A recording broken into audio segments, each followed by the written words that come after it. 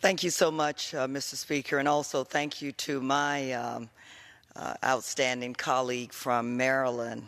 Thank you for your leadership on this issue and shining a light on this very important issue tonight. Mr. Speaker, I rise tonight to speak about the promise of America, that every person living in this country, a country that we say is the greatest country in the world, where every person can have an opportunity, where every person can have a right to life, to liberty, the pursuit of happiness, and the pursuit of justice. The promise of America, though, relies on the police officer who walks his beat, come rain or shine. Mr. Speaker, either we enforce our laws, or if we do not, they're just words on a piece of paper. The promise of America is fulfilled every time a person receives a fair trial. For you see, without a fair-minded search for the truth, we have no society. Or, Mr. Speaker, put it another way, the truth will indeed set us free. The special counsel is a decorated veteran. You've heard my colleague say it, a registered Republican appointed by a Republican president, President Bush.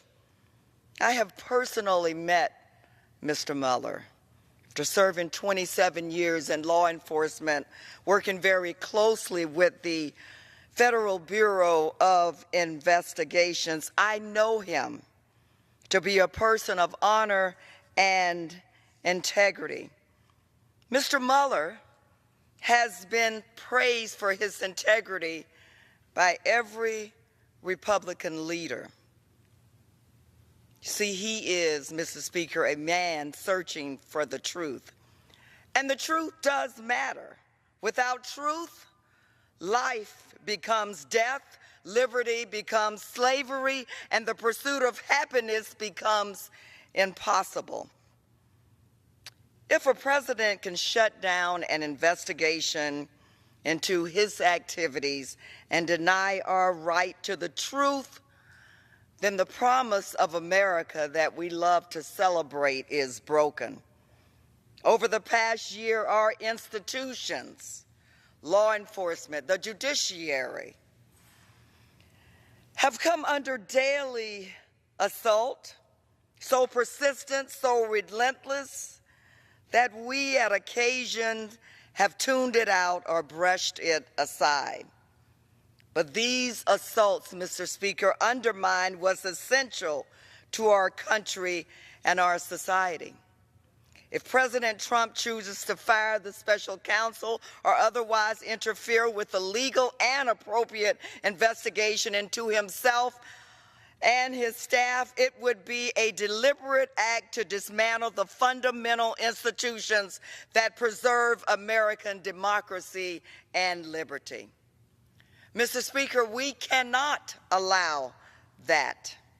And I hope that my Republican colleagues will remember why they came to Congress in the first place. You see, Mr. Speaker, as members of Congress, we are truth seekers.